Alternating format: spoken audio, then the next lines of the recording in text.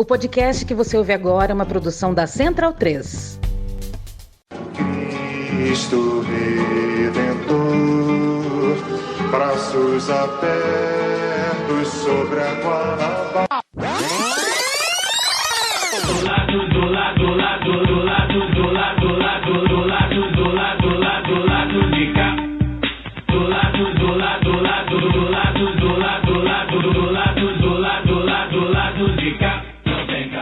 Bom momento, ouvintes da Central 3. Hoje é quinta-feira, dia 24 de abril de 2025, e eu sou o Caio Belandi, direto do Saúl Studio, com o episódio 356 do Lado B do Rio, chegando no seu feed. Estamos de volta depois de um feriadaço aqui no Rio de Janeiro, um feriadão no Brasil inteiro também, sem o Daniel Soares, né, que obviamente ia aproveitar esse feriado para acumular uma milhazinha, né, nosso cacheiro viajante, mas o Fagner Torres Lima tá aqui comigo no estúdio e a Luara Ramos também via internet. Lu, começo com você, sua abertura. A gente tá aí para as portas de mais um 1º de maio, né? Tem se tornado uma data, eu lembro que, acho que ano passado, ano retrasado, a gente abordou aqui a polêmica, né, sobre datas religiosas contra datas de luta, e o 1º de maio, ele tem se tornado, enfim, um campo interessante, né, de, talvez até sintomático, né, do atual estágio da Organização dos Trabalhadores. Você como alguém muito próximo ao sindicato, né, uma sindicalista aí, de carteirinha, acho que pode falar um pouco sobre o que tem sido preparado, o que não tem sido preparado. Fala um pouco aí do nosso próximo 1º de maio. Bem-vinda. Olá, Caio. Olá, Fagner. Todo mundo que nos ouve a partir de agora. É isso, assim, a gente vem discutindo, né, bastante sobre essa coisa da organização. Nos últimos atos, principalmente nesse último ano, né, no último ano de 2024, foram bem esvaziados, renderam aí puxões de orelha públicos, né, a ministros, secretários, enfim, e lideranças sindicais também, e faz a gente repensar até os próprios atos, né, também. Isso, na verdade, não é nada novo, né, sempre foi pensado como é que vamos fazer para mobilizar, porque afinal de contas também é um feriado, né, as pessoas também querem descansar no feriado. Mas esse esvaziamento é algo que, como você disse, Caio, acho que você usou bem a palavra, assim, é sintomático nesse momento que a classe trabalhadora brasileira, também mundial, mas assim, falando do contexto brasileiro, né, tá sofrendo. Eu vou usar a palavra sofrendo, que eu acho que é bem isso, assim. A CUT, esse ano, tá convocando uma marcha, né, em Brasília, no dia 29 de abril, que vai ser, antes vai rolar uma plenária, né, e depois vão sair em passeata. Então, assim, não é no dia 1º, mas vai culminar em atos no dia 1º, mas houve uma mudança em relação a um ato maior, como aquele que foi realizado ano passado, né, em São Paulo. Acredito que ano passado aquele ato foi colocado em São Paulo também por causa da candidatura do Boulos, mas não rendeu tudo, né, que se esperava, foi bem esvaziado, então ficou jogando um para o outro de quem que era a responsabilidade. O governo dizia que não era responsabilidade dele mobilizar, mas as centrais também, não sei se foram, né, pegas de surpresa, assim, porque foi uma coisa, me pareceu meio em cima da hora, acho que a gente chegou a comentar isso aqui na época. Mas houve uma mudança em relação ao ato do ano passado, que, né, teria... O ato deste ano em São Paulo, por exemplo, não vai ter a participação oficial, né, da CUT, porque a CUT vai participar com falas, né, os dirigentes, mas não houve uma adesão da Central Única dos Trabalhadores ao ato oficial das centrais, porque no centro disso tem uma questão polêmica, que é a retomada dos sorteios como atrativo para os eventos sindicais, né? Isso acaba remetendo aos sindicatos assistencialistas, aqueles sindicatos chamados pelegos também, né, que tem uma resistência da Central Única, né, que foi fundada justamente por fazer críticas aos modelos mais antiquados de representação sindical. Então, a CUT não aderiu formalmente, mas vai participar, estará presente e tudo, mas resolveu puxar essa marcha dessa vez. Então, em vez de pedir, né, porque falaram que foi uma demanda do último ano de que o Lula participasse. Então, ao invés do Lula ir até o ato, agora principalmente a maior central do Brasil, né, a Central Única dos Trabalhadores, a maior central sindical do Brasil, que vai até Brasília nessa marcha, está marcada para o dia 29 de abril. 29 de abril também acabou sendo uma data que outras categorias usaram para poder convocar atos nacionais, né? Por exemplo, a categoria dos trabalhadores dos Correios está chamando uma paralisação nacional em defesa de melhores condições de trabalho e do plano de saúde, né? É uma discussão dos trabalhadores ali daquela categoria sobre o plano de saúde. Então, assim, outras pautas acabaram sendo incorporadas, tanto pela CUT, que até é uma proposta dessa plenária que vai ser realizada antes, quanto por outras categorias. Eu estou citando a dos Correios aqui porque é uma que eu tenho mais proximidade, assim. Mas, já falei isso aqui outras vezes, falo de novo. Tenho companheiros e maior respeito também, sei dos desafios de fazer comunicação sindical, mas eu acho muito complicado que, como o Caio toda vez que fala, né? Eu sou muito próxima, conheço muita gente, trabalho com isso também e tenho dificuldade de encontrar informações. Se a gente vai hoje no site da CUT, não tem um destaque do 1º de maio, por exemplo. A mesma faixa lá que fala da marcha e tudo, é uma faixa como todas as outras, não tem um destaque. Você vai no perfil da CUT no Instagram, que eu tô falando aqui, né? A CUT se autorreferencia, assim, como a maior central sindical do Brasil e da América Latina, que não tem 130 mil seguidores no Instagram. Claro que isso não é indicativo de muita coisa, mas se você ver o engajamento também, não é muito grande nas publicações. Ou seja, né, nós estamos falando ali nem os próprios sindicalizados ou os dirigentes talvez interagem com a própria, né, com os perfis. E eu acho que essa crítica precisa ser feita porque a gente tem dificuldade de encontrar informações, viu? Mesmo quando você pergunta, às vezes pede fonte, não dão retorno. Eu sei que é realmente um desafio, gente. Eu sei que é desafio, assim, em termos de organização mesmo, da confusão que a gente aqui que trabalha com comunicação, com jornalismo, enfim. Existe uma confusão, sim, entre militância e o jornalismo profissional, né? Isso por parte da companheirada. A gente sabe, quem faz isso no dia a dia sabe, né, Caio? E aí eu vejo, assim, tudo isso acontecendo e não chegando pra gente. Eu sempre brinco e eu não tenho problema de fazer essa crítica aqui no lado B, porque já falei isso outras vezes, e que eu acho importante também dizer. Eu sempre brinco que, poxa, eu já assinei tantas listas de presença em eventos da CUT, eventos sindicais, e eu não recebo uma mensagem, eu não recebo um e-mail, não tenho aquela, sabe, eu não tenho um trabalho, assim, de direcionamento da base de dados, pelo menos eu não recebo, saca? E eu acho que isso acaba atrapalhando. Quer dizer, se nenhuma pessoa que tem interesse, trabalha com isso, está tendo facilidade para encontrar as informações, imagina quem despreza, né, esse tipo de conteúdo. Imagina, como é que a gente faz para poder chegar? Nós estamos, um negócio assim, a gente quer furar a bolha, fala-se muito em furar a bolha, mas Não nem chega a nos nossa nossos. bolha tá difícil de chegar. Inclusive as próprias Big Techs, enfim, as grandes redes e tal, elas também não ajudam nisso. Então é um trabalho até hercúleo mesmo, dobrado, pra gente poder pelo menos engajar nosso próprio público-alvo, né? Mas tem como, Sim, claro. assim, tem que tentar. Tem que atar umas brechas. E as brechas estão, assim, justamente usando o básico, que é os nossos, sabe? Os nossos braços ali, a nossa gente. E aí, a gente, acho que é legal lembrar, acho que ainda não falamos disso aqui, que no último dia 10 de abril foi lançado um plebiscito popular, né?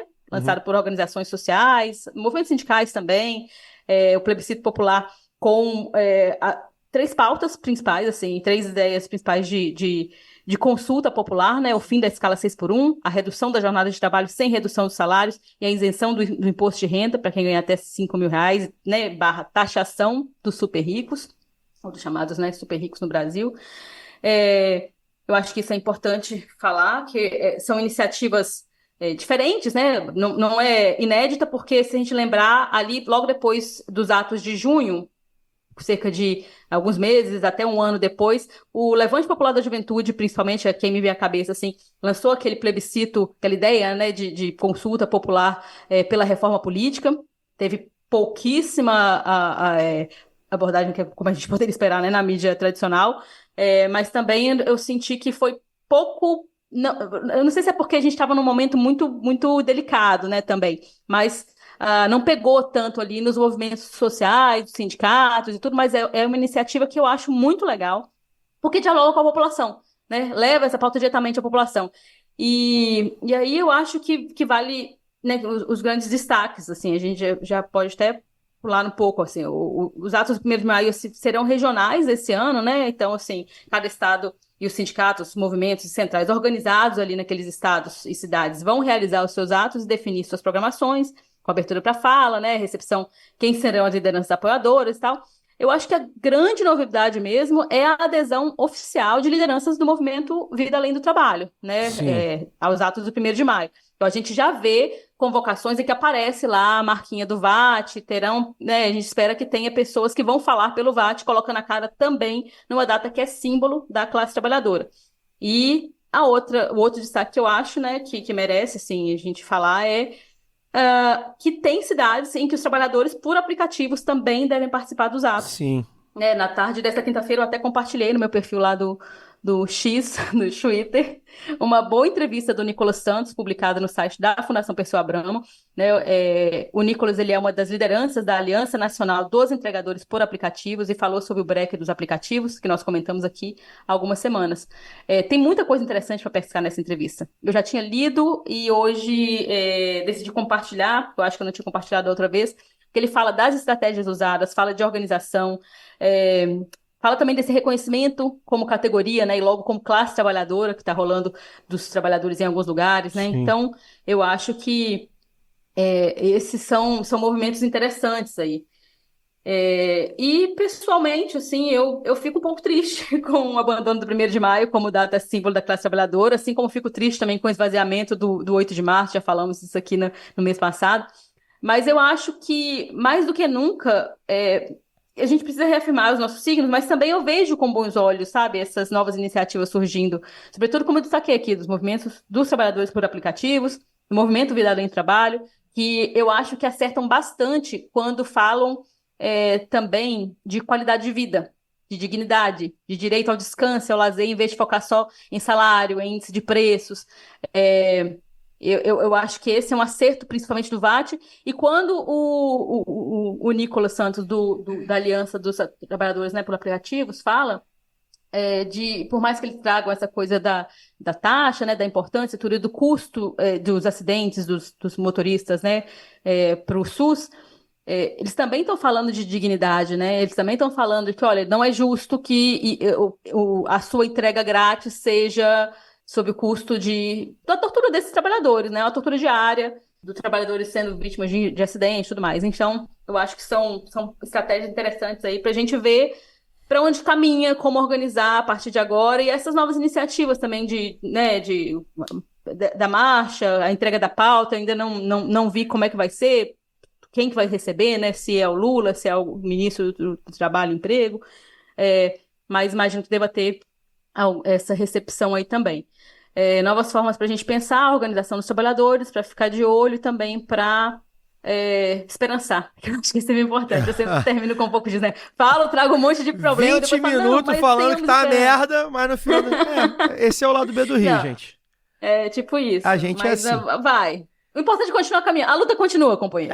E a gente vai formulando, né? Como você também gosta de usar, né? A palavra que a gente gosta de usar aqui, né? Que é a nossa... Enfim, a gente tá aqui para fazer a análise crítica da situação, né? E no final das contas, a gente tem esperança, uns mais, outros menos, uns dias mais, outros dias menos, de que as coisas avancem um pouco mais ou um pouco menos. Então a gente vai nessa negociação aí e espera que realmente tenha algum...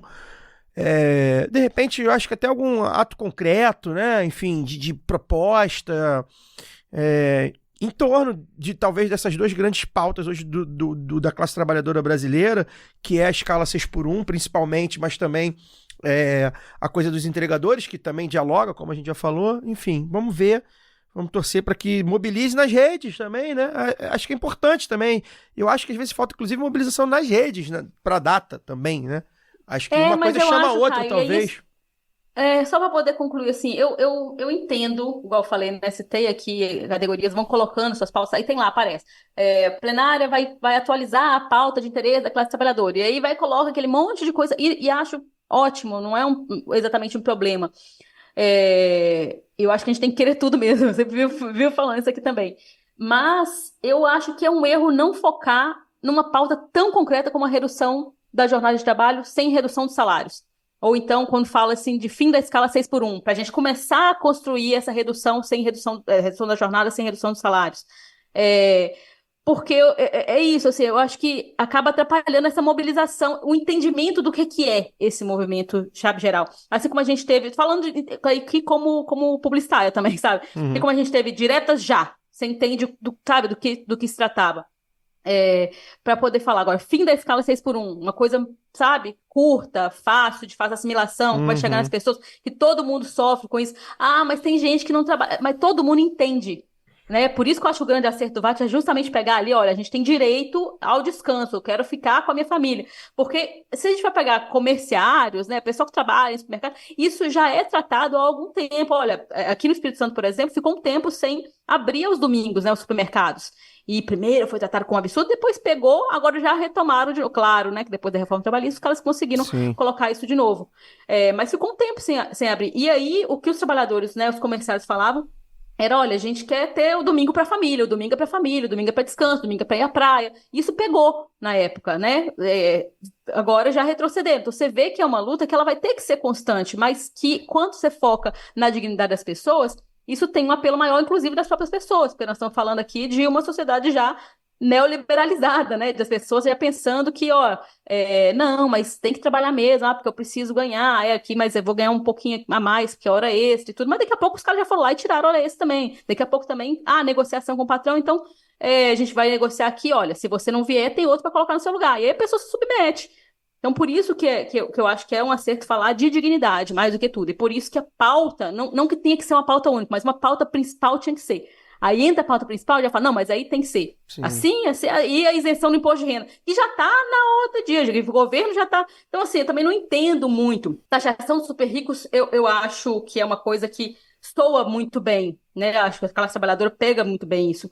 Mas quando se fala de isenção do imposto de renda, quer dizer, isso já é uma proposta do governo. Tudo bem que tem que ter pressão popular, mas saca, eu acho que destoa ali um pouco, porque parece que se coloca meio que ao lado ali. Eu acho que a pressão tinha que ser um pouco mais, tinha que ser um pouco maior, tinha que ser um pouco mais inédita, podia ser um pouco mais, como eu vou dizer, radical também, saca? Eu acho que precisava direcionar um pouco para isso. Aí quando coloca isenção do imposto de renda, eu gosto da palavra de ordem, reforma tributária justa, eu acho legal, mas o que é essa reforma tributária justa? Aí você precisa explicar. Então, por isso que eu acho que uma coisa só pegaria, não tem problema depois colocar, atualizar a pauta, mas que puxasse ali como uma campanha mesmo, acho que seria melhor para mobilizar nas ruas e nas redes. Perfeito.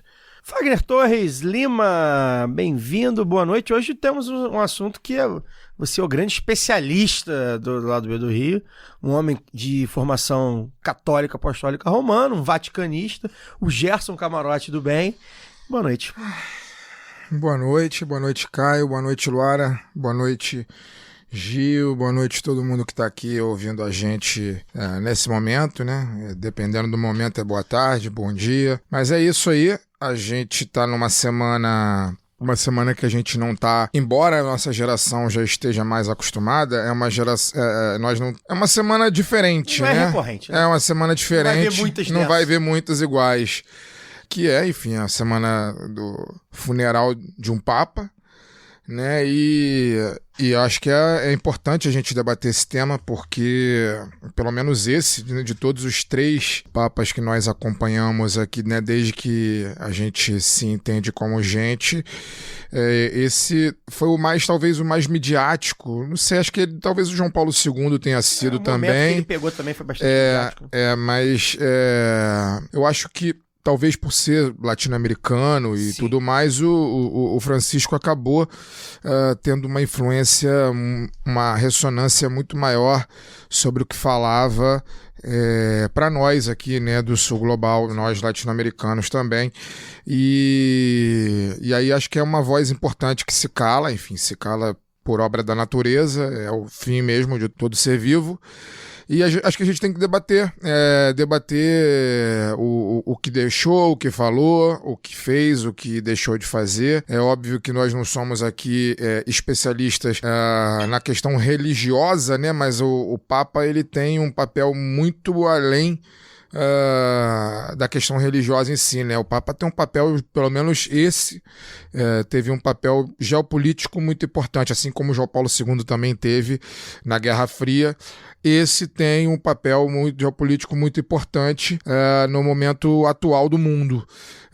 Esse momento aí de guerras na Europa, guerras no Oriente Médio, guerras na África, imperialismo norte-americano, né, comendo solto na América Latina, Então, neoliberalismo desenfreado, né, como dogma econômico no mundo. Parece que as pessoas não conseguem mais pensar fora do dogma neoliberal. E o Papa tinha um papel importante, o Papa Francisco tinha um papel importante nessas discussões. Ele era um crítico ferrenho ao neoliberalismo, inclusive. Então, acho que a gente tem aqui que tirar essa hora de lado B para poder debater o que significa, né, a saída de cena desse personagem. E, de alguma maneira, como disse, né, nós somos especialistas em Igreja Católica especificamente, mas acho que temos um conhecimento minimamente razoável para especular o que pode vir pela frente e como isso vai reverberar no cotidiano do mundo, né, daqui para frente. A gente vive num período em que ter pessoas em cargos importantes de liderança dizendo coisas razoáveis é algo muito importante para a vida de muita gente. Então, a gente vive num tempo onde é possível dizer que o Papa Francisco era uma das vozes mais sensatas do debate público mundial sobre muitos temas. E aí, quando o Papa é uma voz sensata, a gente dá o tom da merda em que estamos inseridos, né?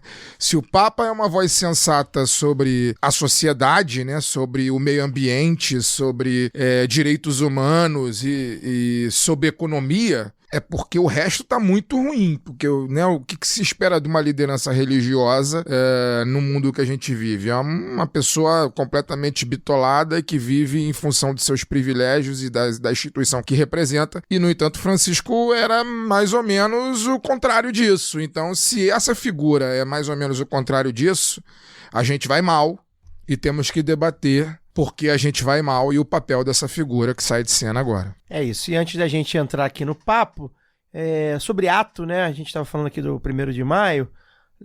Agora, né? Dia 24 de abril, hoje, a gente está gravando aqui nesse exato momento, a partir das 5h30 que começou o ato contra a perseguição política do Glauber Braga, né? Enfim, um amigo da casa aqui, a quem a gente já trouxe aqui, enfim, uma figura que a gente tem o total respeito e consideração por sua militância.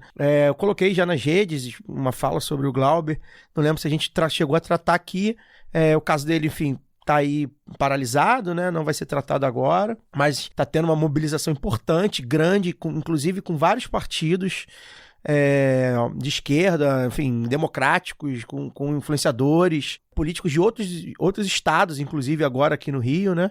Tá tendo nesse exato momento, então queria deixar registrado aqui, né, a importância do Glauber para o debate público. Acho que é uma figura, enfim, fundamental para a gente ter um debate público minimamente honesto e democrático, né?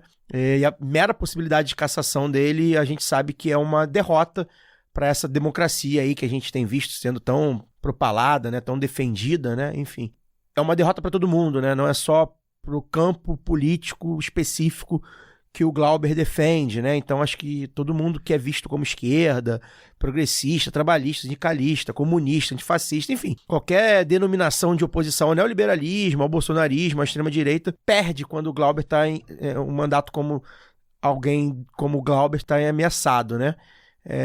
Enfim, a gente espera aí que o Glauber consiga, na articulação, na movimentação aí também nas ruas e nas redes, ter seu mandato cumprido, porque é necessário. E também, claro, o outro recado, que é o recado institucional, que você já sabe. Vou pegar leve com vocês, porque acabou o feriado agora, é fim de mês, então tá todo mundo meio ferrado de grana, mas eu não posso deixar de lembrar vocês que a gente tem aí os planos de apoio do Lado B do Rio em apoia.se/Lado B do Rio. Então, a partir de 10, 20 ou 50 reais por mês, você pode ajudar a financiar a gente. E se você não pode ajudar todo mês, você pode ajudar quando puder, fazendo um pix para ladobedorio@yahoo.com. Agora o Cesarotti vai tocar o caô da semana, porque aí não tem como não falar de outra coisa. Caô.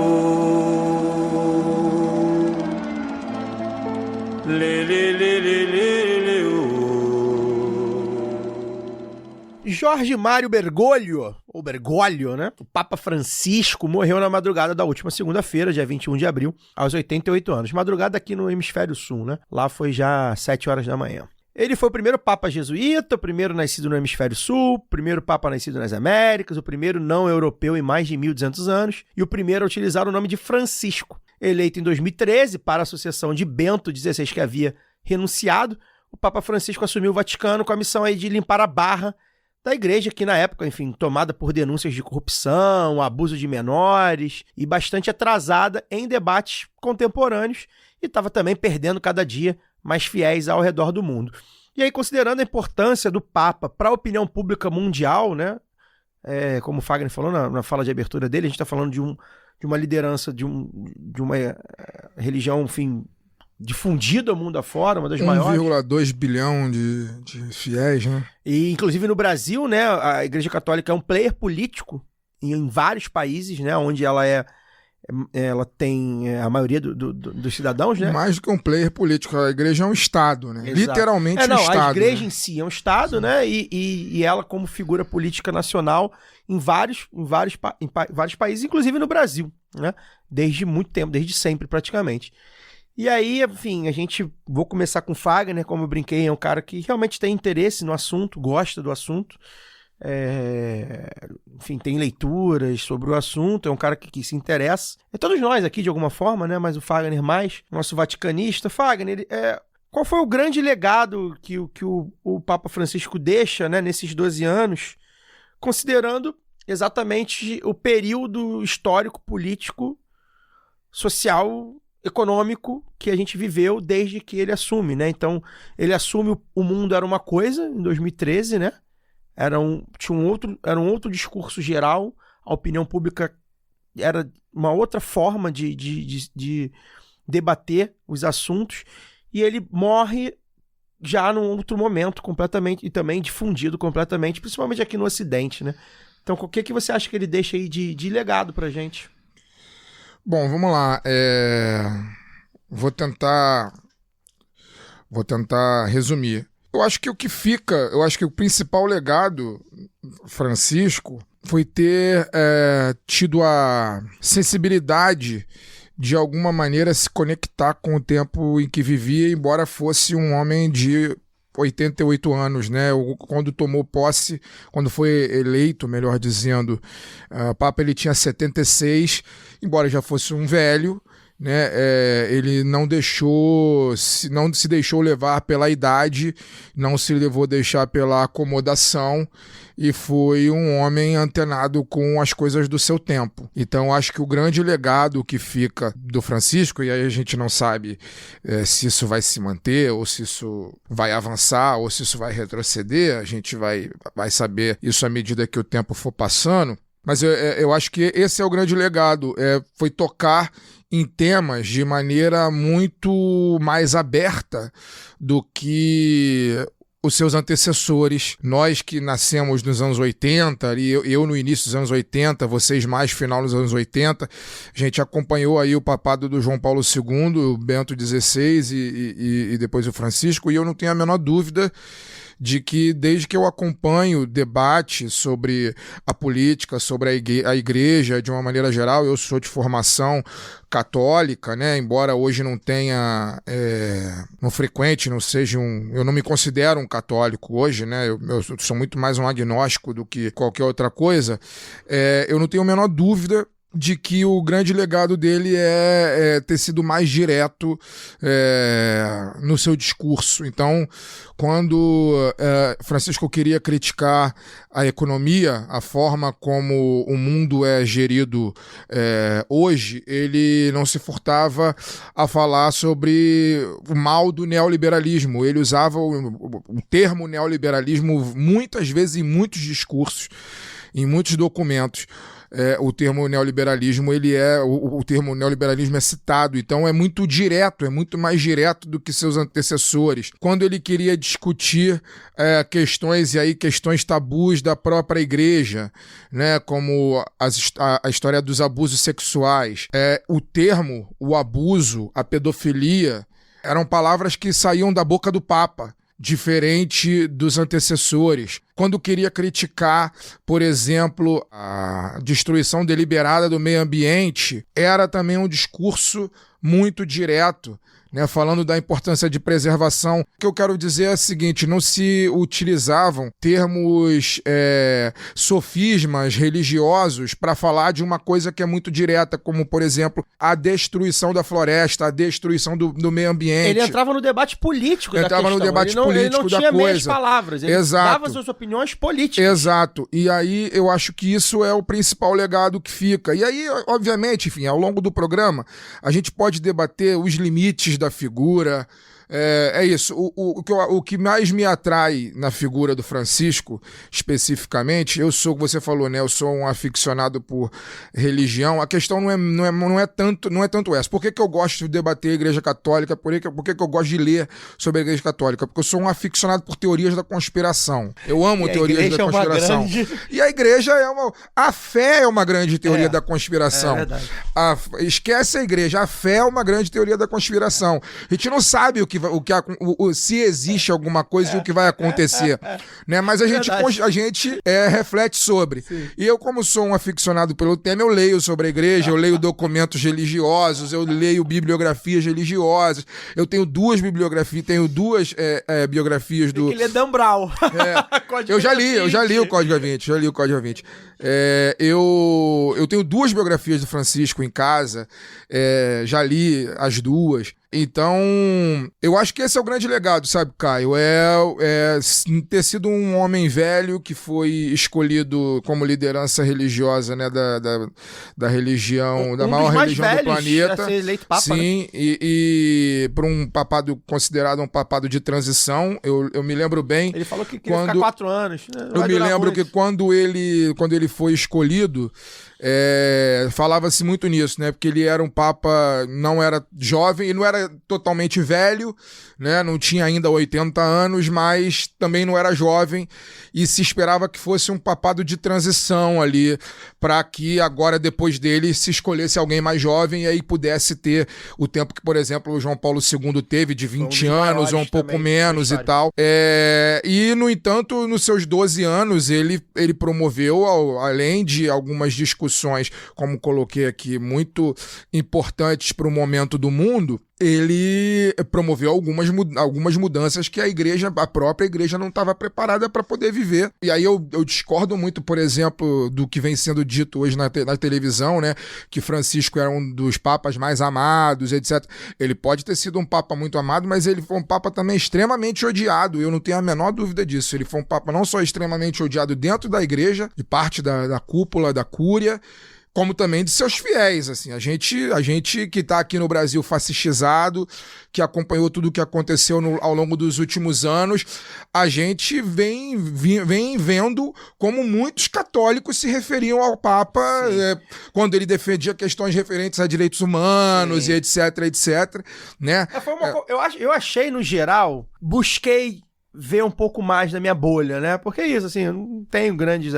Tenho algumas familiares e tal, agora... mas eu achei, de modo geral, a comoção pela morte dele muito protocolar. Tipo assim, morreu o Papa, porra, né? Eu até acho... Morreu o líder maior da igreja. E até de lideranças, viu? Eu acho que a inteligência artificial...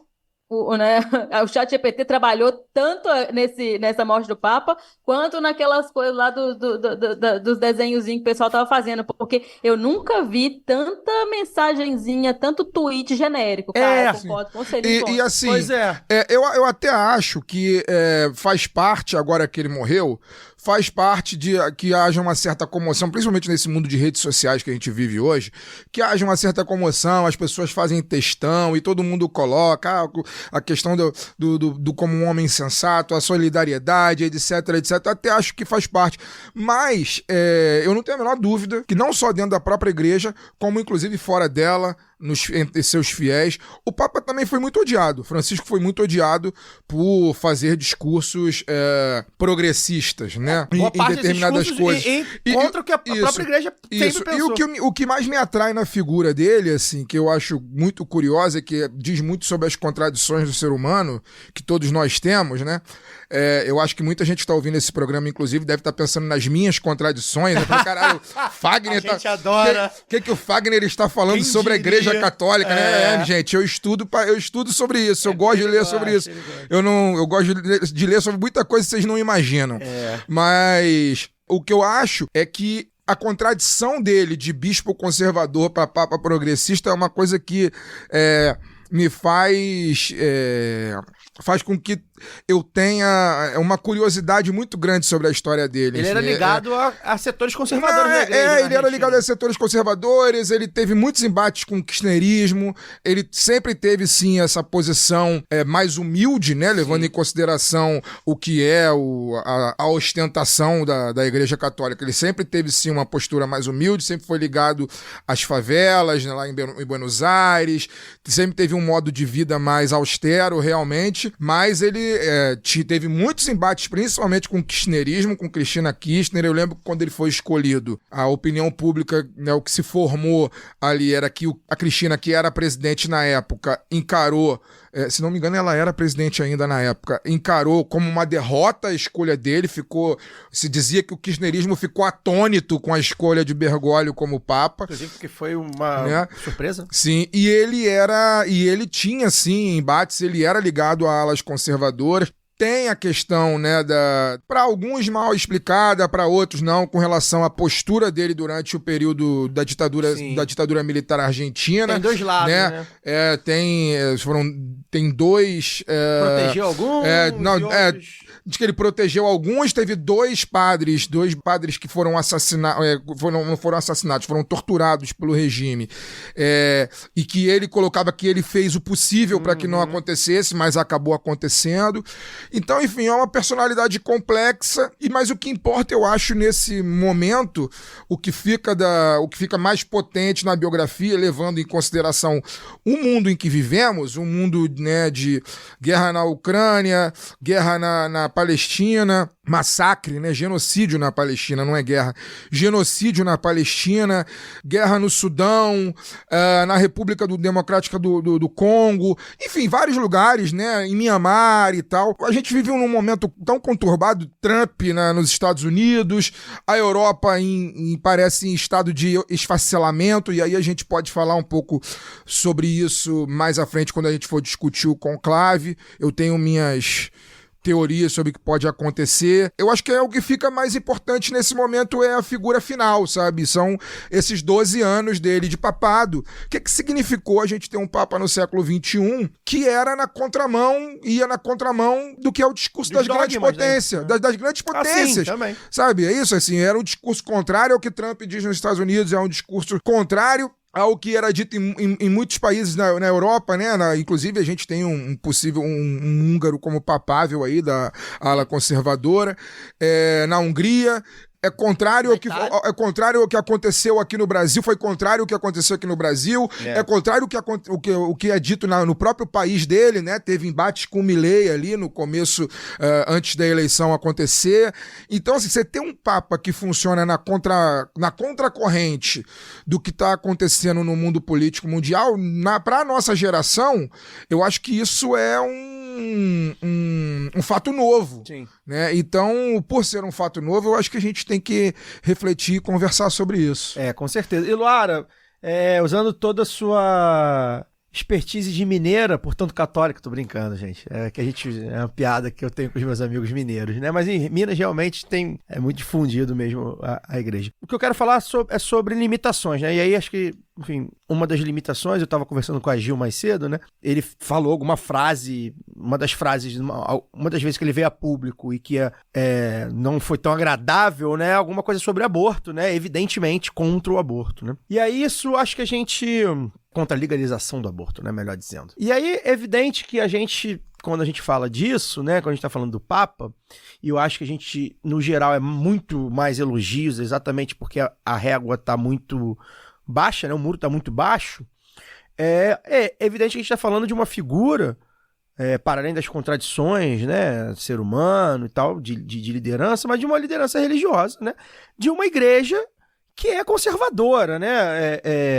Talvez a gente possa partir do princípio que toda religião ela é dogmática, né? Eu acho que dá para dizer tranquilamente quanto a isso. Mas talvez a Igreja Católica, exatamente por ser uma igreja que há 2000 anos controla o Ocidente e controla, seja de maneira direta, seja no discurso, seja na cultura, né? Ele, evidentemente, ainda era um papa. Então, ele não nos contemplava com todas as opiniões dele, e uma delas é certamente a questão do aborto, né, e do papel feminino. Uma das críticas que eu li recentemente, após a morte dele, foi que ele conseguiu colocar algumas mulheres para ter um papel na cúpula da Igreja Católica, né, na Cúria, que era novidade. Teve uma primeira mulher, diretora de alguma coisa, assim, essas coisas, mas que se esperava mais, porque ele era um cara mais aberto a isso, né? Inclusive tendo lá a freira que era a melhor amiga dele e tudo mais. Mas é isso, assim, além da limitação da própria instituição, e aí, né, a instituição funciona como um partido, como um movimento, né? Ela tem ali também gente freando ele, né? Muita gente criticava ele, não concordava. Ele mesmo, enquanto um homem religioso, como era, um homem religioso, enfim, homem do século passado, etc., ele tinha suas limitações, né? Também, né, Luara? A gente também... É bom a gente deixar claro, porque senão fica parecendo aqui que o Papa era um revolucionário. Acho que não é o caso, né? Para poder começar esse papo, já vou situando aqui a audiência do lado B e o nosso apresentador, Caio Belandi, que você está falando com talvez a única espécie de mineira pagã. A mineira menos católica de Minas Gerais. O meu conhecimento da Igreja Católica está baseado em livros do Dan Brown, não só o Código da Vinci, como Anjos e Demônios, Exato. Em clipes da Madonna e nas putinhas aborteiras, porque a gente sabe que se o Papa fosse mulher, o aborto seria legal. Mas isto resume, e eu, assim, como a única avó ouvinte do lado B do Rio é a minha avó materna, como a dona Lica, minha avó paterna, não ouve esse podcast, eu posso falar isso. Porque toda vez que ela me encontra, ela fala: minha filha, você já batizou, tem que batizar. Eu não sou batizada. Então é isso, aqui falando uma mineira dá vontade de falar assim: vó, agora, nessa altura do campeonato, vó. Agora eu vou falar igual o Saramago. Quem quiser crer, crê e acabou-se. É isso. Mas assim, é aquele negócio. Eu acho que quem espera, ou quem fala de representatividade feminina na Igreja Católica tá... Sei lá, eu não curto muito essa onda, não, sabe? Eu acho que até também as mensagens sobre o falecimento do Papa, sempre tem muita gente burra, então gente que confunde a coisa e acha que o Papa é sobre religião, ou sobre ele ser o líder. Não, é sobre a figura, né? Sobre o ícone Papa Francisco e a importância do discurso de um pontífice, né? Como ele foi, falando sobre o que falou, né? Eu por exemplo, me emociono muito com aquela entrevista dele falando que ligava todos os dias, né, para a paróquia em Gaza, e perguntado sobre o que ele falava, ele respondeu: eu os escuto. Né? Acho que nesse momento, mais do que tudo, é importante escutar o clamor das pessoas em Gaza, né, falar sobre o genocídio palestino. Acho que ele foi uma voz muito importante, muito corajosa, porque... nós não vemos liderança, inclusive rola muita censura, né, sobre isso, a gente sabe que rola perseguição, mas ele foi essa importante voz que nós perdemos, sim. Então, é a figura política mesmo, né, do que significa ser um papa.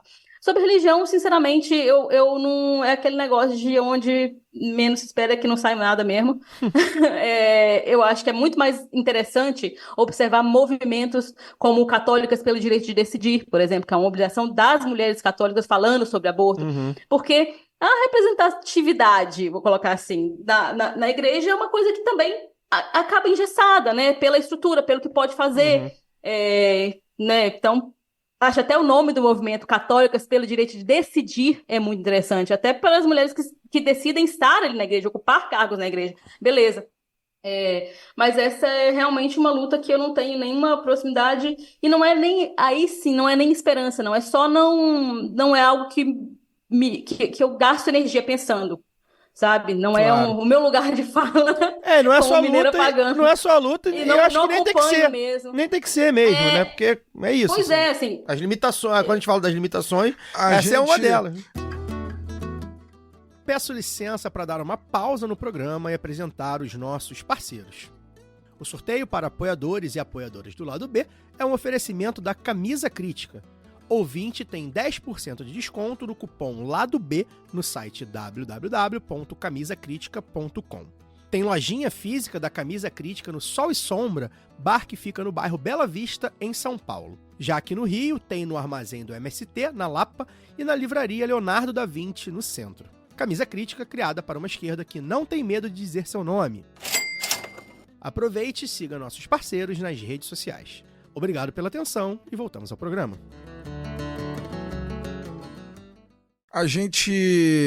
Mas a gente, assim, eu acho que quando a gente fala da figura, além de tudo que a gente já disse aqui ao longo desse início de programa, eu sempre penso o seguinte, gente, a gente viveu uma pandemia, por exemplo, uma coisa que a nossa geração nunca tinha vivido, né? E acho que não tinha, mais do que isso, não tinha a menor ideia do que era viver, né? E a gente aqui no Brasil, por exemplo, a gente teve dezenas, centenas, talvez milhares de lideranças religiosas de todas as denominações e colorações possíveis que durante a pandemia, por exemplo, pregava contra o isolamento social. Né? E a gente ter tido uma liderança religiosa do tamanho do Papa Francisco, que, por exemplo, na pandemia não fez esse tipo de discurso, não só não fez esse tipo de discurso, como, né, se colocou, por exemplo, muito claro como um defensor ali das medidas sanitárias e aí, obviamente, das medidas sanitárias, um defensor da ciência naquele assunto. Só daí ter tido uma figura como essa num momento como aquele já é um ponto, sabe? Que eu acho que é muito positivo a respeito da figura que nos deixa. Ao contrário, por exemplo, de Silas Malafaia, entre outros, que estavam aí ao lado de Bolsonaro, lotando igrejas, lotando eventos e cultos e etc, né? O Papa não fez isso. O Papa pregou na praça de São Pedro sozinho, absolutamente sozinho. É uma imagem que ficou uma imagem icônica, né? Inclusive, uma das imagens icônicas do pontificado dele.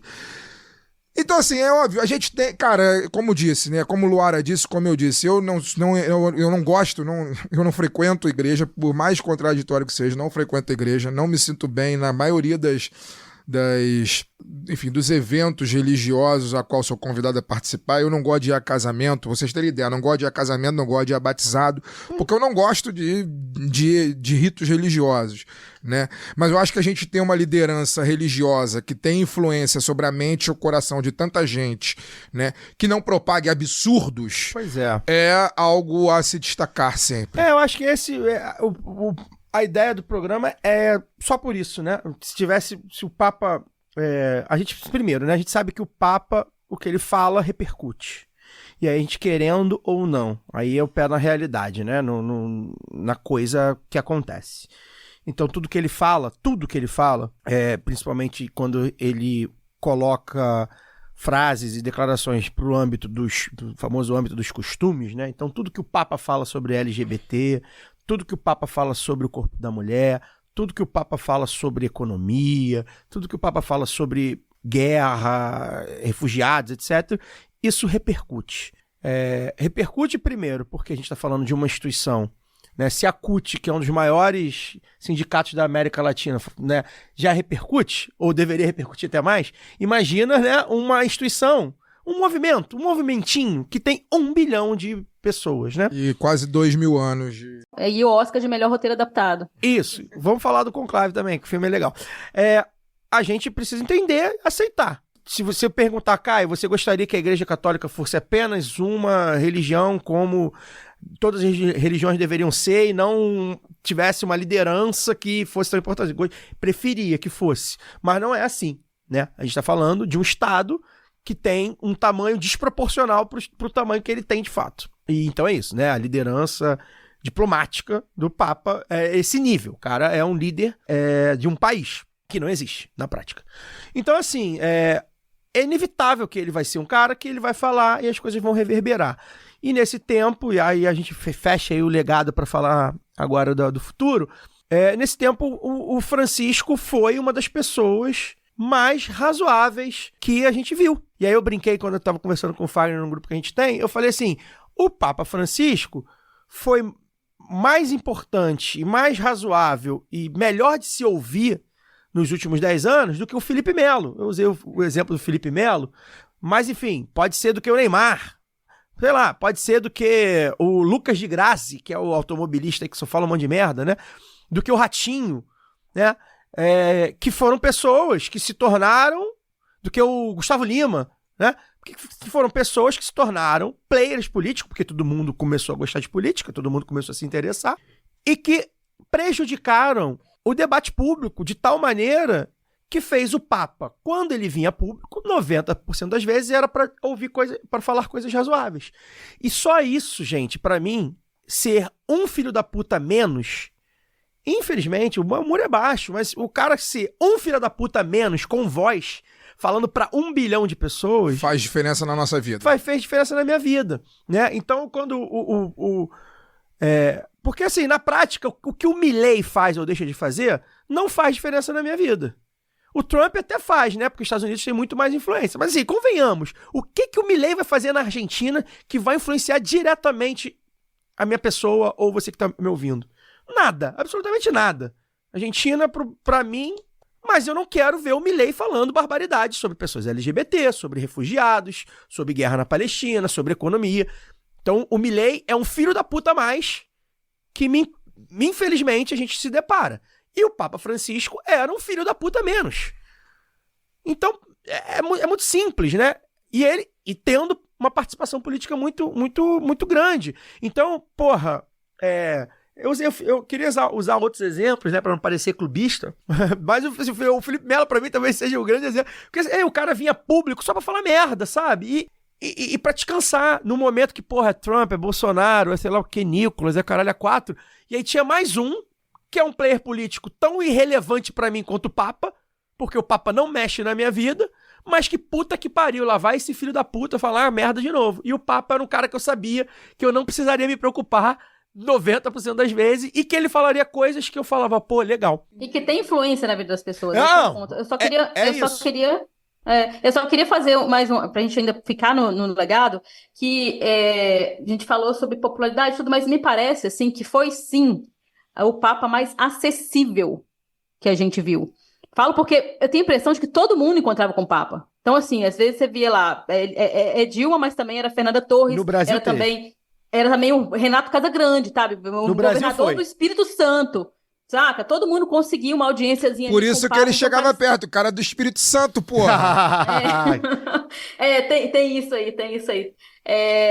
Então, assim, eu tenho essa impressão, né, também é um legado, e de aproximação dessa figura humana, né, do Papa como uma figura humana que fala com outras figuras humanas. Então, eu chamei, né, o meu tweet sobre a morte do Papa foi sobre esse radical amor ao próximo, que me parece essa coisa da proximidade, do acesso, sabe? De Sim. ser essa figura acessível, de que não negava a conversa, não exatamente a bênção, mas a conversa. Então, assim, tanto que uma das últimas lideranças com quem ele esteve foi o J.D. Vance, né? O vice lá dos Estados Unidos. Então, eu acho que existe essa força também no ser acessível, para mostrar assim, não, a gente vai conversar do diálogo possível, né? E que falava dessas diferenças como uma grande força, não como um problema, não como mais uma barreira além do vidro do Papa Móvel. Sim, e é isso, assim, eu falei da minha vida, né, que ele não interferia, mas ele interferia na vida dos católicos, de alguma forma, né, porque é isso. Né? Ele assinava papéis... E os católicos interferem na nossa vida. Exato. E ele assinava alguns papéis que iriam dizer lá o que deveria ser feito, o que não deveria. E mesmo que aqueles papéis não tenham um efeito prático como a gente gostaria, era um peso, uma medida, uma forma, né, de você diminuir o dano que a igreja faz na cabeça das pessoas, que a verdade é essa, né? Então, no geral é isso. Tem uma coisa que eu queria falar também, rapidamente, só, né? Que é, assim, a trajetória dele, acho que talvez todo mundo já saiba aí, mas é interessante porque ele foi um cara que ele não era cotado, né? O conclave, a gente vai falar agora, mas enfim, é uma votação lá entre os cardeais, e já normalmente tem gente cotado, né? O Ratzinger, por exemplo, ele era da cúpula do... Favoritaço, já era favoritaço. O Ratzinger era da cúpula do Wojtyla, né? Então já era o cara que já tava, vai ser ele aí e tal. Tinha um ou outro que poderia... Oposição, mas enfim, a situação fez o Papa. No caso do Francisco, não. O Francisco não era um cara, não estava baseado no Vaticano, era um cara que estava na Argentina. Ele era mais um votante que não tinha uma comoção popular em torno do nome dele nem nada, mas a crise na Igreja Católica era tamanha nessa época que ele faz um discurso muito interessante, aí é engraçado, né? Porque a Igreja Católica, os ritos dela são realmente... Tem um pré-conclave, né? Que reúne lá os cardeais e outras pessoas, porque é aberto, assim, a igreja, né? É aberto à igreja. Não só os cardeais que votam, mas é aberto às lideranças lá. E você pode falar, pedir a palavra. É um sindicato aí, ó. E aí o Papa pede... Plenária. Exatamente, a plenária, isso. E aí você tem, ó, 4 minutos, o Bergoglio. E o Bergoglio foi lá e falou. E aí uma das coisas que dizem que mudou, né? E falaram, caraca, esse cara é bom, pô, acho que pode ser uma aposta. Ele já tinha sido muito bem votado. Ele foi o segundo na eleição do Ratzinger. Sim. Quando o Ratzinger foi escolhido, ele foi o segundo mais votado. Mas, enfim, já tinham se passado alguns anos. Sim. E aí ele já não tinha, talvez, a mesma influência no conclave que ele foi escolhido.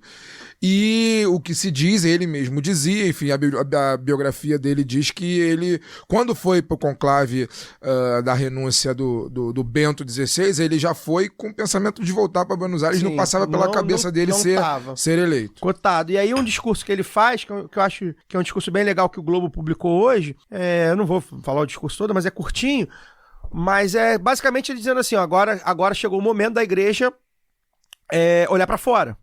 A gente está se olhando muito, a igreja está muito mesquinha, ele usa, acho que essa palavra ou algo parecido, e está se olhando para dentro, a gente está querendo resolver os nossos problemas como se o mundo lá fora, e olha o pensamento, vamos esquecer que é igreja, né? Vamos esquecer que é uma religião. É um pensamento, inclusive, que muita gente faz críticas, por exemplo, ao PT, né? Sobre o encastelamento. Olha como as coisas são, né? A gente está falando de uma instituição, gente, de um movimento, né? E aí ele fala, ó, galera, acho que chegou a hora da gente bater na porta das pessoas, porque a gente precisa resolver agora as coisas da porta para fora. Isso era uma questão, porque na verdade a igreja precisava se resolver para dentro, né? Pelos problemas que tinha, inclusive a renúncia do Ratzinger politicamente é um pouco disso, né? Não tem nada a ver com saúde, com o Ratzinger, a renúncia é política. Tinha muito pepino pro Ratzinger resolver, ele não ia dar conta, questões pessoais, questões do banco, né? Que na época teve o escândalo do Banco do Vaticano. Ia estourar, que não chegou. Estourou com o Francisco, se eu não me engano. Enfim, várias questões, as questões do assédio, da pedofilia. E aí o Ratzinger sai. Então, e aí o Bergoglio ganha, pô. A galera fala, esse cara é bom mesmo, vai ser ele e vambora, né? E é isso, é uma das coisas também que mostra a questão humana, né, social e política dele, que teve esse traquejo também ali pra ganhar seus votinhos lá na hora do conclave. Viu o filme, Fagner, Conclave? Cara, eu ainda não vi o filme. Eu vi o trailer. Ainda não vi o filme, ele tá na minha lista. Tenho ido bem menos ao cinema do que gostaria. Voltou aos cinemas, inclusive. Voltou aos cinemas, eu não sabia. Voltou. Não sabia, mas tá lá, tá. Os caras são foda. Ele tá no streaming, né, também, então, e ele tá na minha lista pra ver. Talvez eu veja nesse fim de semana aí, talvez eu veja. Ele morreu, eu falei, cara, vou ter que ver. Porque eu vi os Dois Papas. Vi o Dois Papas, que é bem legalzinho. Eu vi um outro também chamado Conclave. Tem pouquíssimo tempo, tem 2 ou 3 meses Conclave que eu vi. Também é o nome? Também, só que é uma outra pegada. É porque tem o Habemos Papa, que dizem que é bem bom. Não é Habemos Papa, não? Que você viu? Que é de 2010. Tem o que é o Habemos Papa de Conclave. Dizem que é muito bom. Dizem que é até melhor que o Conclave. Não, eu vi um que tem uma pegada mais cômica até. Então não sei. Tem 2 ou 3 meses que eu vi. Viu o Conclave, Luara? Ou também... Não vi Conclave, mas vi o Código da Vinci e Anjos e Demônios. O Código da Vinci é bom demais. Mas tá na minha lista. Cara, vejam. Mas, tá na lista tem muito tempo. Eu tava esperando entrar no stream porque já tinha saído de cartaz, né? Entrou no stream esse final de semana. Pois é, entrou de novo, né? Mas eu tava na lista, mas tem muito... Tava na lista não, tava nos planos dessa semana, feriado e tal, mas muito jogo durante a semana também. Sim. Então fica difícil competir um pouco ali, viu? Com o Atlético do Cuca tá fácil de competir. Mas... Não, se for pra pagar penitência, eu assisto o jogo do Galo. Eu falei, cara, vou ver, porque tava na minha lista. Eu falei, cara, é o quente. E a minha senhora, né, a Flávia, ela é uma pessoa que ela hiperfoca nas coisas, que é engraçado pra cacete, quando ela hiperfoca, fudeu. E ela gosta, assim como Fagner, ela é bastante vaticanista, ela gosta, porque ela foi criada na Igreja Católica também, enfim, ela gosta de falar de igreja, embora também não frequente igreja nenhuma mais, mas... Então, o que eu vi foi o Habemos Papa. Tem 3 meses de que eu vi. 2011. Tem 3 meses que eu vi. E aí ela gosta, ela, cara, a gente tá na nossa lista, a gente já queria ver e tal, porque a gente viu Dois Papas juntos e tal. Ela, pô, vamos ver. Eu falei, não, é agora no quente. E assim, o filme passou de uma forma, eu achei que eles retrataram, deram muita verossimilhança, assim, a gente não sabe como é, mas me parece, eu realmente eu estive dentro do filme, assim, ele te coloca, eu falei, caraca, parece mesmo, tô me sentindo como se tivesse, até porque eu assisti no quente, e, assim, o assunto do momento, né, e a gente até brincou a Flávia, porra, se as igrejas fizessem um pay-per-view do conclave, eu assistiria, tipo assim, cara, e não, muita gente BBB, assiste essa porra. BBB católico. Votação no G-Show. Não pra dá, escolher o papa, próximo né? papa. Vou botar o Padre Júlio lá e tal pra concorrer. E é isso, porque assim, enfim, não vou falar do filme, porque acho que tem que ver o filme, porque é um filme... Por conta enfim. disso, da sua fala, acho que eu vou ver hoje. Eu acho que tem que ver. Acho que tem que ver, porque quem puder ver, quem se Eu vi interessa... Dois Papas, eu gostei bastante. eu Dois gostei Papas, bastante. Mas gostei eu quero muito. ver isso também. Gostei dos Dois Papos também, e agora quero ver se Abemos Papo. Porque é isso, assim, a gente tem um interesse, né? E aí o conclave... Abemos Papo é uma comédia, tá?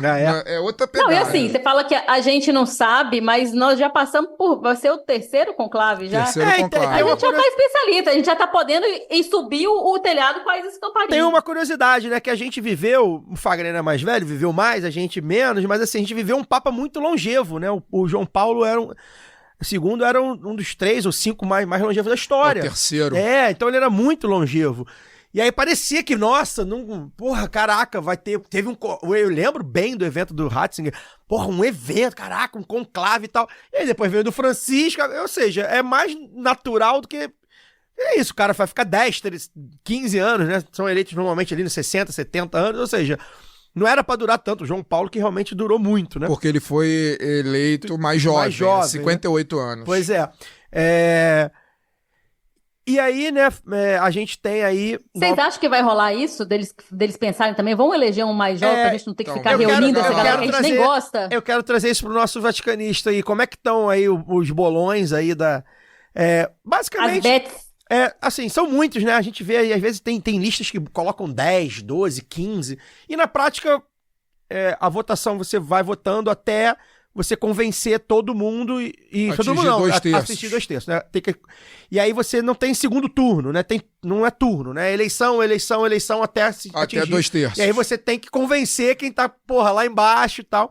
E esse convencimento também, no filme é de uma forma, mas eu acho que na vida real é de outra. Talvez o filme tenha sido um pouco pueril, mas faz parte, né? Esse convencimento também se dá ali por questões políticas e tal. E outras questões a mais.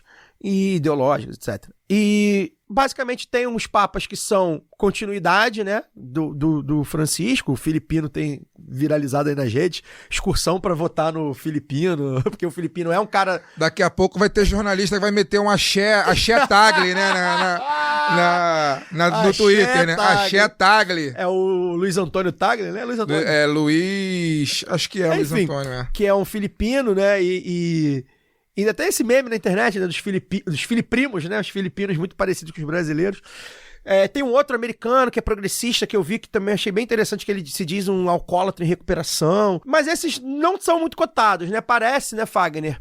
Tem um extremista mais à direita, mais fascistão mesmo. Húngaro, né? Imagina, um bispo húngaro nessa altura do campeonato.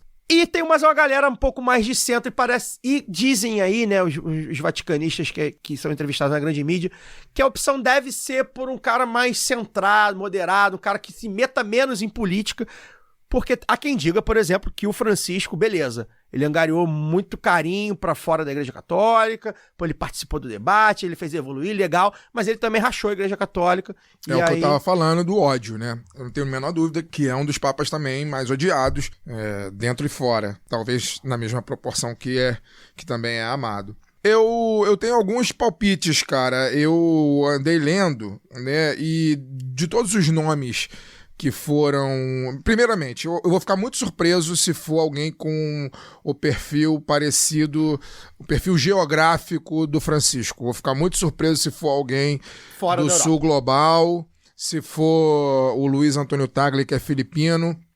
Vou ficar muito surpreso. Pode acontecer, mas é isso, né? Vou ficar surpreso. Não é o que eu apostaria, não, se eu tivesse o hábito de apostar aí nas bets que estão rolando. Eu também acho que o Erdo, que é o húngaro, também corre muito por fora. Assim, não acredito que chegue lá. E aí minha aposta, por que eu acho que não deve chegar? Porque é recente um Papa do Leste Europeu. O Wojtyla também, 20 anos é pouco tempo para a Igreja Católica. Muito. E eu acho que é recente e ele faz parte de uma ala mais conservadora. Se eu não estou enganado, dos cardeais aptos a votar, 80% deles são novos. Sim, foram ordenados agora. Foram ordenados pelo Francisco. Então a tendência... Aparelhou. Ele aparelhou. Ele fez aquilo que a gente gostaria que o PT fizesse. Aparelhou a cardinalato. Ele deu uma aparelhada. Não que todos sejam iguais a ele. Por exemplo, o da República Democrática do Congo foi ordenado por ele e é um ultraconservador. Tá?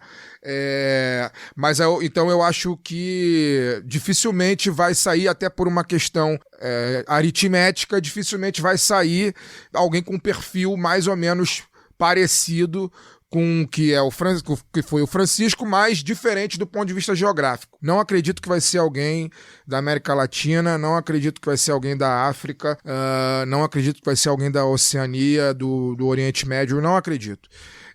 Eu acho que vai ser um europeu. Tem o tal do primeiro-ministro, né? Que é o que seria Parolin, o Pietro Parolin, que é o que Ratzinger era do Wojtyla. Que seria natural, uma sucessão natural, que é o cara que fazia muitas coisas na igreja. Eu acho dificilmente vai sair de um europeu.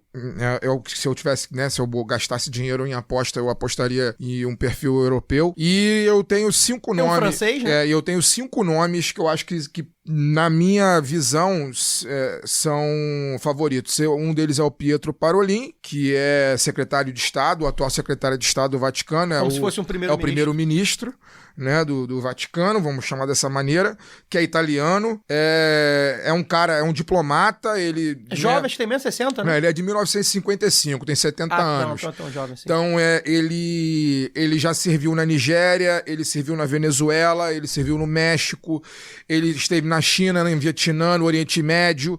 Então ele é um cara da diplomacia, e aí eu acho que ele é o principal favorito, se eu fosse apostar. Ele é o que todo mundo... Né?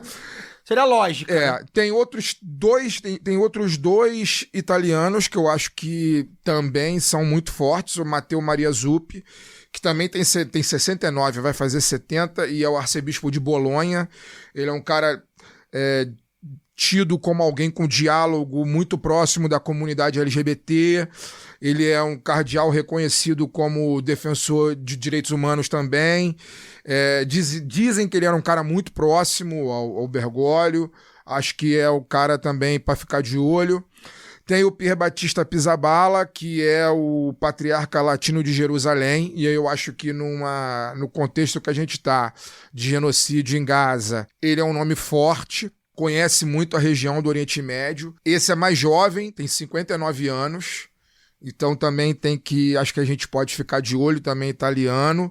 E o último nome que eu apostaria é o Jean-Marc Avellini, que é o francês, que é um pouco mais velho, é de 58, tem acho que 67, mas também não é velho, né? 67 tá bem aí, né, teoricamente. Esse é tido como o mais bergoliano dos cardeais. Por que eu acho que vai ser um europeu? E aí eu coloco esses 4. Porque eu vejo a Europa como um continente em desintegração. E eu acho que a figura do Papa, um Papa europeu, centro-europeu, do centro-europeu, é um elemento importante, equilibrante, né? para frear ou, em alguma medida, tentar frear negociar, ou, em alguma medida, tentar reverter esse movimento de fragmentação da Europa. E, seria, né, se o interesse for esse, para ele seria lindo eleger um europeu com 60 e poucos anos, menos de 70 anos, que aí tem a perspectiva de ter muito tempo de papado, 10, 15 né?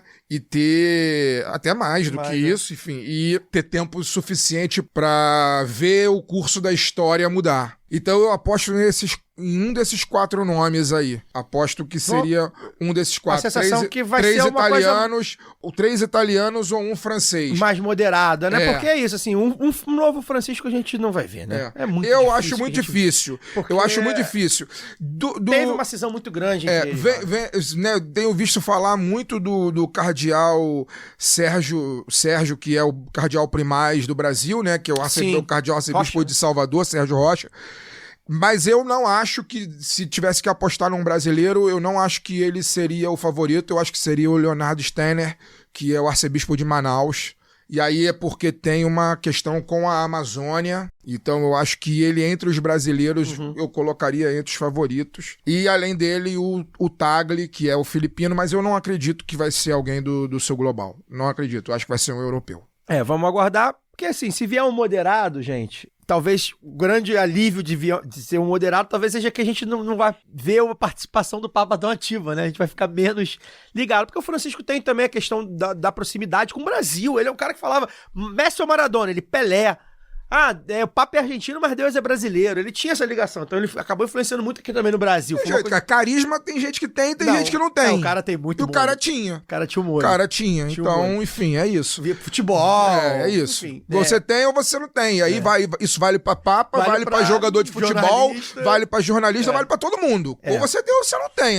Eu acho que, e aí talvez vendo um moderado, né, que vai lá repetir algumas coisas e outras não e tal, talvez também dê uma e europeu, né, vai diminuir um pouco a influência. E aí pra quem tá cansado de ter que debater o que o Papa fala, o que a igreja fala, também pode ser positivo. Mas lembrando, né,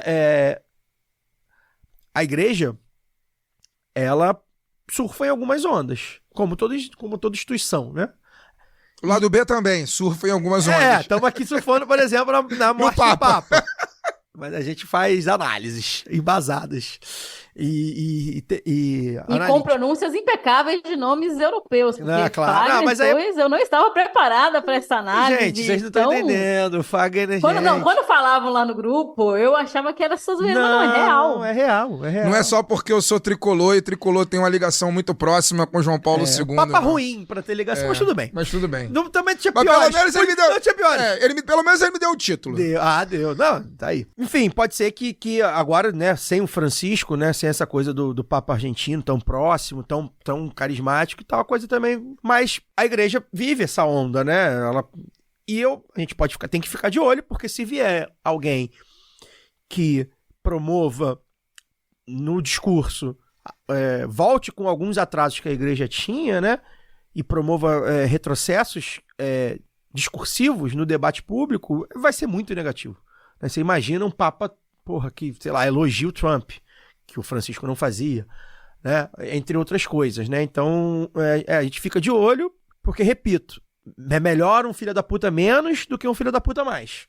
Então, se a gente tiver um filho da puta menos no debate público, é um alívio pra gente. Como diz o pessoal do Medo e Delírio, né? Se filha da puta voasse, a gente não veria a cor do céu. Pois imagina o Papa, né? Então quanto menos, melhor, Exato. Né? Então a gente vai ficar de olho, espera que talvez seja... Enfim, se for alguém moderado, é isso. Assim, a gente talvez não vai repercutir tanto. O Papa isso, o Papa aquilo. Vai ver, de repente, ele vai ter que resolver questões burocráticas da igreja, né? Que a gente sabe que a igreja tem, de roubo, de espoliação, de abuso infantil, enfim. Controle dos corpos. Talvez se ele resolvesse aí, isso já ajudaria bastante, né? Então vamos ficar de olho, porque realmente é isso, gente. Infelizmente... Eu não tenho esperança, assim. Eu não tenho... Vocês sabem, quem acompanha aqui o lado B, e vocês que são mais próximos, né? Caio, Luara e tal, Daniel, que não tá aqui hoje, porque tá no estrangeiro, como sempre. Quem me conhece sabe que eu não sou um cara otimista. Eu não sou otimista. Não tenho otimismo. Não tenho otimismo de ver a igreja sendo a instituição que é, tendo mudanças tão radicais, pelo menos enquanto eu estiver aqui, né? O padre não vai casar. Não tenho essa expectativa. Mas é isso. Enquanto...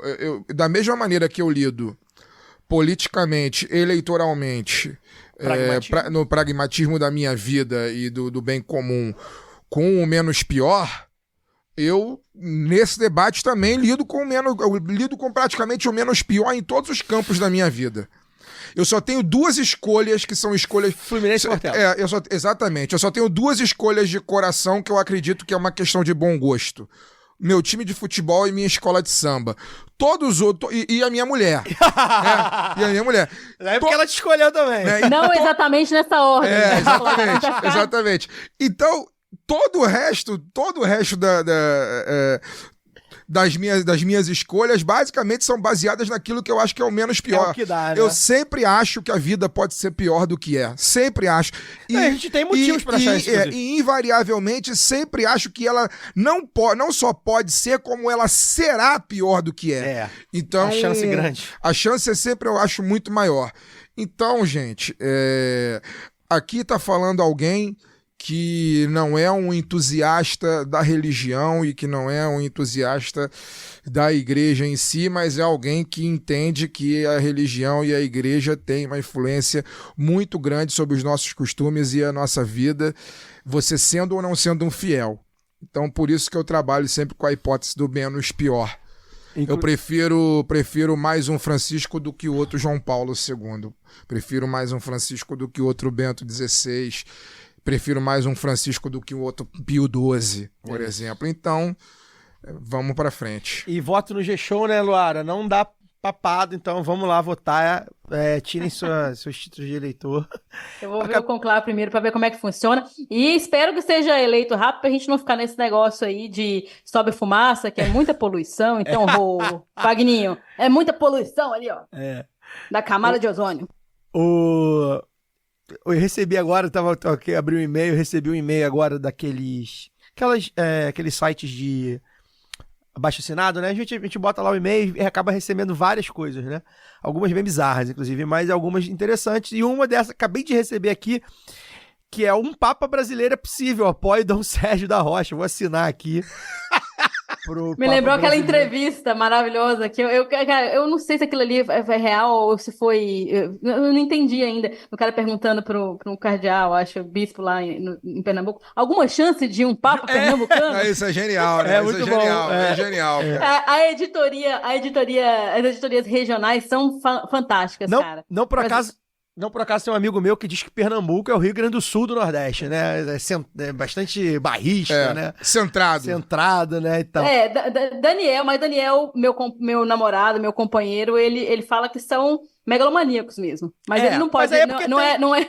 É porque tem uma rixa da Bahia. É porque o baiano também né? Então tá tudo certo. Então tem a rixa. Eu falo isso, ele não é uma voz imparcial, sim, mas dos que eu conheço, assim, realmente tem uma coisa de verdade. O Sérgio da Rocha, né, que é o primaz do Brasil, né, porque é o arcebispo de Salvador, né, e Salvador, por consequência, né, ele acaba sendo o bispo primaz do Brasil, porque é a primeira, né, arquidiocese de Salvador. Ele, na verdade, nasceu em São Paulo, né? E aí a dúvida, né, que fica é se ele torce pro Bahia ou pro Vitória. Né? Lá em Salvador ele tem que escolher. Importante questão. Pois é, ele tem que escolher um aí pra gente saber se apoia, né? Depende, tem gente que vai apoiar um lado, tem gente que vai apoiar o outro.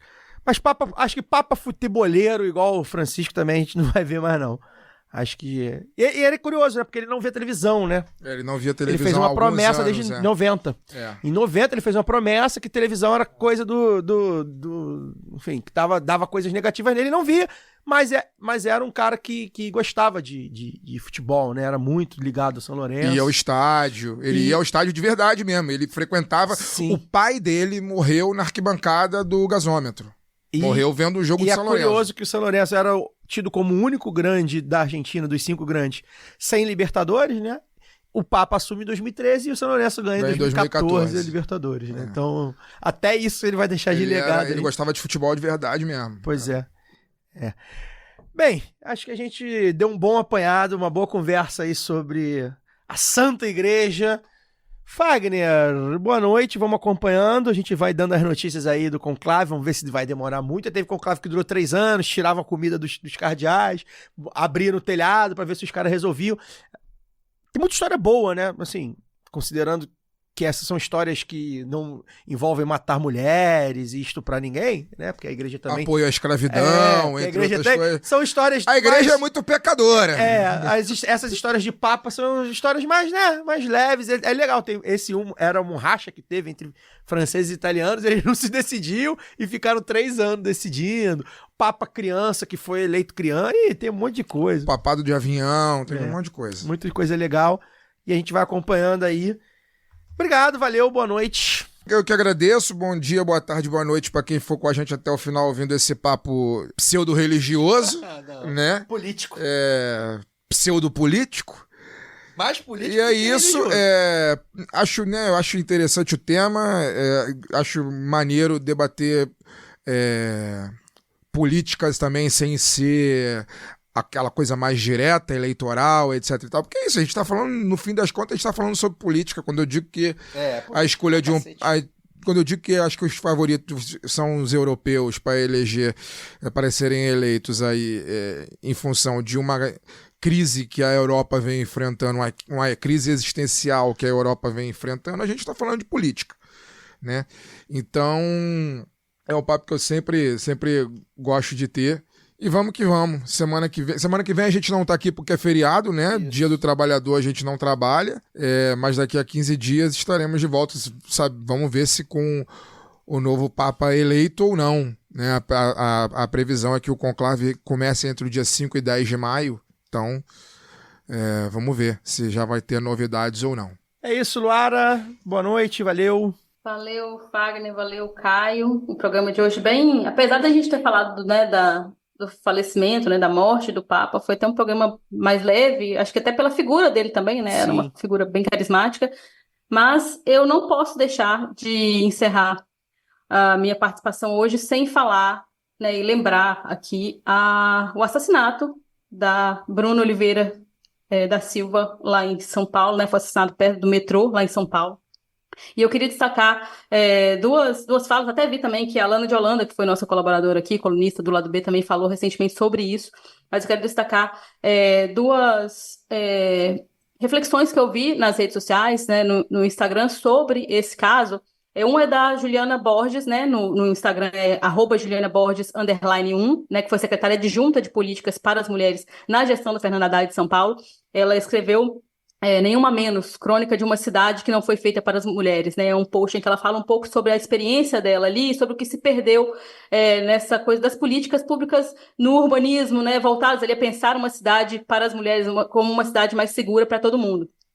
E a outra reflexão é a da Dandara Secone, né? Eu li tanto o perfil da Dandara, mas acho que é fechado, e eu li no perfil da Lia Costa, que é nosso ouvinte aqui do Lado B, namorada da Dandara, Livi Cossati, já compartilhei coisas dela aqui também em outros momentos.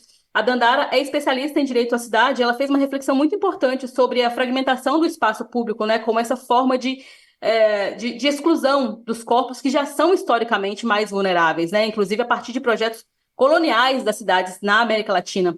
Ela relacionou a remoção da favela, na favela do Moinho, né, localizada ali na região central de São Paulo, que também ocorreu essa semana, a tentativa de remoção, a proposta de remoção, que é muito violenta e completamente ligada à especulação imobiliária daquela região na capital paulista, e a violência sofrida pela Bruna Oliveira da Silva, né, como eu disse, foi assassinada perto de uma estação de metrô, numa capital, na maior capital do país. A gente fala muito de violência aqui no Lado B do Rio, mas é importante lembrar que essa violência que atinge os corpos da classe trabalhadora, ela tem muitas formas, né? Não só a forma de uma bala perdida, não só a forma da violência policial. A cidade que exclui também é violenta, né? E é violenta porque continua excluindo, empurrando para as margens, hierarquizando os espaços centrais em relação às periferias, sucateando os serviços públicos, né? Os transportes, o saneamento, a habitação. Então eu quero concluir a minha participação de hoje, dia 24 de abril, com uma lembrança à memória da Bruna, com uma saudação de resistência às famílias da favela do Moinho e um chamado à coragem de pessoas que ainda pensam e sonham as cidades mais seguras e vivas para que todos e todas nós possamos também viver, né? O direito à cidade é também o direito à vida, né? Lutemos por ele e pelos nossos, e sobretudo pelas nossas, que continuam morrendo de medo ou de fato. E só dar um último recado também que eu vinha me esquecendo aqui. Domingo agora, esse recado é mais voltado pros ouvintes do Rio de Janeiro. Domingo agora vai rolar mais uma edição do Domingo é Dia de Cinema. Já falei sobre esse evento 700 vezes aqui ao longo dos 365 programas que temos. Um evento voltado para estudantes de pré-vestibular comunitários aqui no Rio de Janeiro, né, onde é apresentado sempre um filme e depois do filme uma roda de debate sobre filme.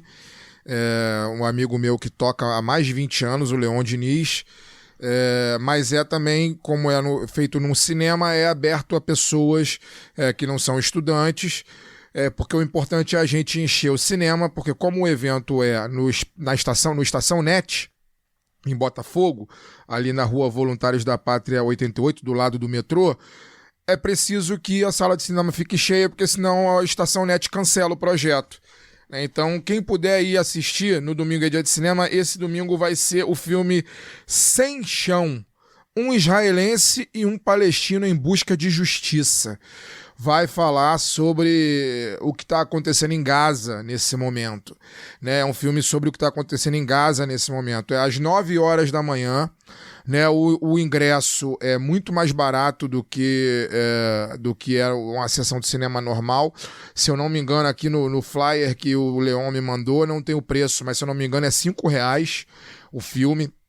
E depois do cinema, depois do filme, vai ter um debate com o Marcos Vinícius, da FEPAL, que, se eu não me engano, é o Marcos que esteve com a gente aqui, um programa sobre Palestina. Um ótimo cara para se ouvir falar. Sim. Recomendo todo mundo que ouça o Lado B com ele e depois vá ao Domingo é Dia de Cinema. O Gilmar Rodrigues, que é roteirista, e a Bettine Silveira, que é produtora, pesquisadora e figurinista. Né? O Domingo é Dia de Cinema é um projeto que tem apoio do Estação Net Rio, do Núcleo Piratininga de Comunicação, NPC, da Fiocruz, do projeto Tecendo Diálogos e do FPVP. FPVP-RJ, que é o Fórum de Pré-Vestibulares Populares do Rio de Janeiro. Então, quem quiser aparecer lá, domingo agora, dia 27 de abril, às 9 da manhã, Sem Chão. Vamos ver cinema de qualidade e vamos ouvir debates de qualidade. Eu vou mandar aqui o flyer pro Caio, que é o nosso social media, entre outras 1000 atribuições no programa, para ele poder divulgar também nas nossas redes sociais aí o evento no domingo agora. Eu provavelmente estarei lá. Escala 7x0 que eu faço. Já divulguei, acabei de divulgar aqui no Instagram, vou divulgar aqui nas outras redes. O Lado B com o Marcos Feres, né, lá da FEPAL, foi o Lado B 311, tá? 28 de março de 2024, fazendo aí um ano, pouco mais de um ano. Foi um grande programa mesmo, que acho que todo mundo precisa ouvir. Para encerrar, vou mandar um abraço aqui pro casal que esteve comigo lá no Baródromo no sábado. Tive um evento lá e a gente acabou encontrando o casal de ouvintes, Guilherme e Caroline. A Caroline tricolor, o Guilherme vascaíno, estavam lá assistindo o jogo do Flamengo com a gente. Muito fãs do Lado B, enfim, pararam para falar, a gente ficou conversando sobre vários assuntos, foi bem legal e eles foram muito carinhosos com a gente. Então mandar um abraço para eles que são da Baixada, Nova Iguaçu, se eu não me engano, estão morando na Tijuca. Foi muito bom estar com eles e é isso, assim, eu gosto muito de interagir com os ouvintes, né? Quando o pessoal vem e fala, pô, eu sou ouvinte, vamos conversar sobre, sei lá, qualquer coisa, né? Política é um assunto menos interessante, mas é que acaba sendo natural, né? Mas foi bem legal conversar lá, falando de Vasco, eles falaram lá da vida da Baixada pra Tijuca, né? Da diferença, complicado.